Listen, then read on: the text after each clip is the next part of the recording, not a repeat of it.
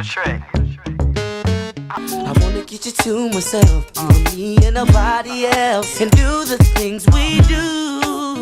What a girl wants, what she wants, what she needs. I wanna be the guys to be in your life. Girl, you messed up when you let me in. Told your best friend that you wanted me. It took a while for me to see. I got everything I want in my life except a girlfriend. Mommy, I'm just trying to get you in my room and see that big bada bing, bada boom. Maybe that's the reason why I love you. Baby, turn around, let me see that sexy body go bum, bum, bum. Gotta be, oh. I know that you're more than this. Girl, you're the one that changed me. There they go, it's them ghetto superstars. And maybe that's the reason why I love you. I need a girlfriend. Mommy, I'm just trying to get you in my room and see that big bada bing, bada boom. B2k wasn't just another 2000s boy band. They weren't just four teenage heartthrobs with chart-topping hits and synchronized dance moves. No, what happened behind the scenes was something far darker than most people realize. The truth? B2k was built on a foundation of lies, control, and betrayal. Fans thought their breakup was just another case of creative differences. But the reality? It was so much worse. There were hidden abuses, secret backdoor deals, and a manager with a disturbing history of exploitation. And when one member tried to speak out, he was silenced, branded as crazy and delusional. But here's the part no one expected. One of their own may have played a role in their downfall. And if you thought B2k's drama ended in the 2000s, you're dead wrong. The manufactured rise of B2k. B2k wasn't a group of childhood friends who came together out of love for music. They weren't discovered at some talent show or in a high school cafeteria like those feel-good Hollywood stories.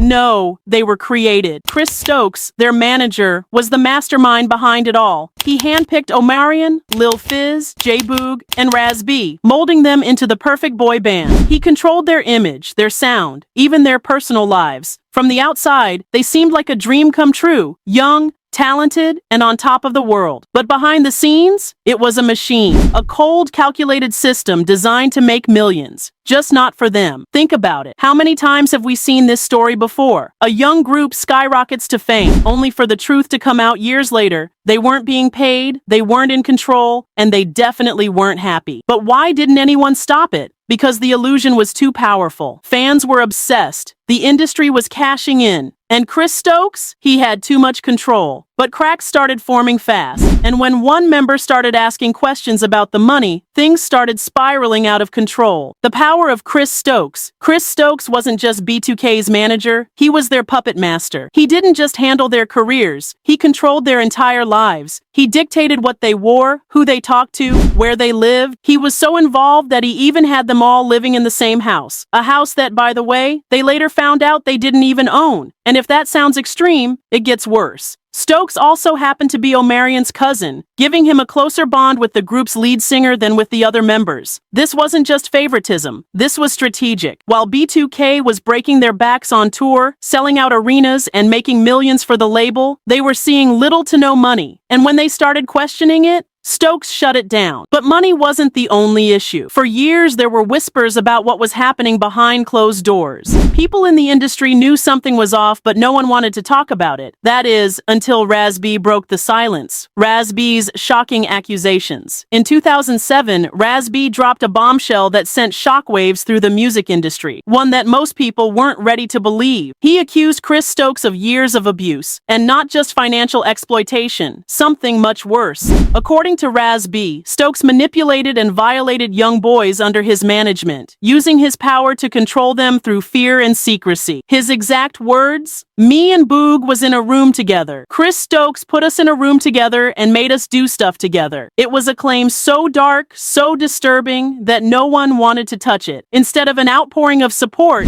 raz-b was met with denial, ridicule, and silence. Chris Stokes immediately denied everything, dismissing the allegations as nothing more than lies. And here's where things got really suspicious. So did the other B2k members. Omarion, J-Boog, and Lil Fizz distanced themselves from raz-b almost immediately. Instead of backing him up, they brushed it off, treating it like some wild conspiracy theory. J-Boog even laughed about it in interviews, saying, "It was a big joke to me." But here's the thing, raz-b never backed down. He doubled down, saying that he was telling the truth, but the industry was trying to silence him. And when you look at what happened next, it's hard to say he was wrong. Because every time B2k tried to reunite, this scandal followed them like a dark cloud. And in 2019, it nearly tore them apart again. Omarion's solo success, the ultimate betrayal? While raz-b was fighting to be heard, Omarion was thriving. Not long after B2k's messy breakup in 2004, Omarion's solo career took off like a rocket. His debut album O dropped in 2005 and instantly became a hit. Tracks like Touch and Icebox were everywhere, solidifying him as a solo star.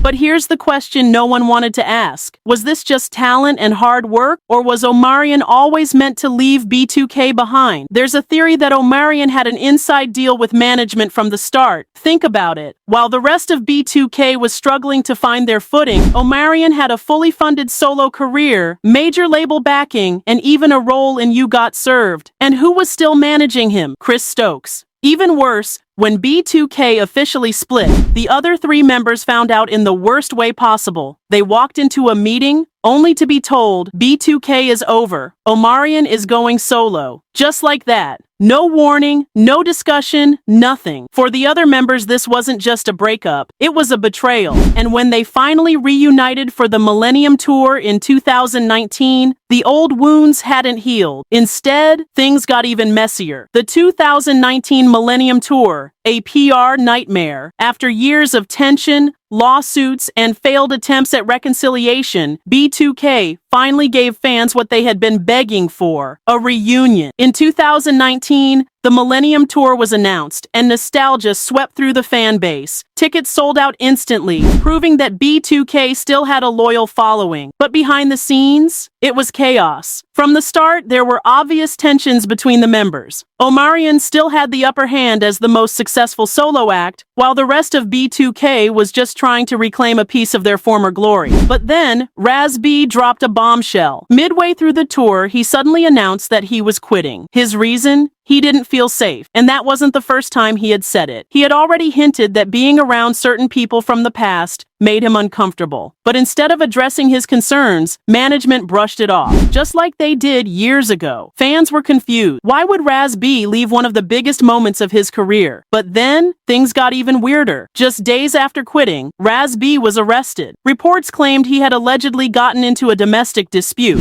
But here's where it gets suspicious. There wasn't enough evidence to charge him. Some believe it was a setup, a way to ruin his credibility and make him seem unstable. And while raz-b was dealing with this storm, another scandal was quietly brewing. Because while the group was supposed to be focused on the tour, Lil Fizz was busy doing the unthinkable. Just when fans thought B2k's drama couldn't get any worse, Lil Fizz did the unthinkable. He started dating April Jones, Omarion's ex-girlfriend, and the mother of his 2 children. And he didn't just date her, he flaunted it. While the group was still on tour, April and Fizz went public with their relationship, appearing on reality TV, doing Instagram lives together, and making sure the world knew that they were a couple. Fans were shocked. This wasn't just some random woman. This was Omarion's ex, someone he had built a family with, someone who had been by his side during his solo rise. And Fizz? He was supposed to be his brother. The worst part? He didn't seem to care. When asked about it, Fizz brushed it off, saying, "I can't break up a group that already had issues." But let's be real, this was the final straw. Omarion, to his credit, never lashed out. He didn't argue. He didn't go on social media rants. Instead, he did something even colder. He cut them off. Not long after the drama exploded, Omarion rebranded the Millennium Tour. Without B2k, he announced a new lineup, making himself the headliner and bringing along other 2000 stars like Bow Wow and Pretty Ricky. And just like that, B2k was out. Fizz tried to apologize later, even making a public statement on stage saying, "I want to publicly apologize to you, Omarion, for any turmoil I caused between you and your family." But by then, it was too late. B2k was officially done, and this time there was no coming back. Where B2k is now, can they escape their past? As of 2025, the members of B2k have traversed varied paths, each marked by personal and professional milestones, as well as lingering shadows from their collective past. Omarion, born Omari Ishmael Granberry, has maintained a prominent presence in the entertainment industry. Following his successful solo music career, he expanded into acting and reality television. In 2022, Omarion participated in a high-profile Versus battle, which reignited discussions about B2k's internal dynamics.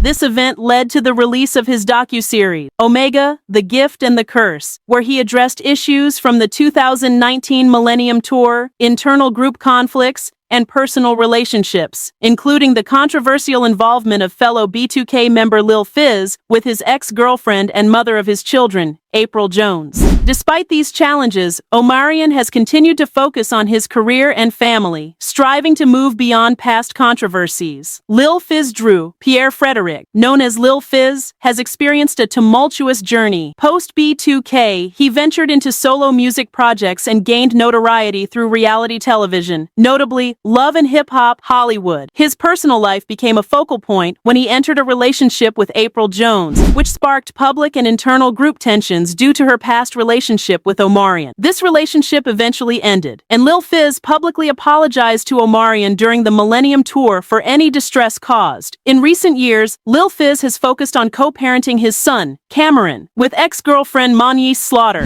and has expressed interest in new music and entrepreneurial ventures. J-Boog Jarrell Damonte Houston, or J-Boog, has balanced his professional endeavors with personal commitments. After B2k's initial disbandment, he collaborated with Lil Fizz on music projects and took on roles behind the scenes in film production.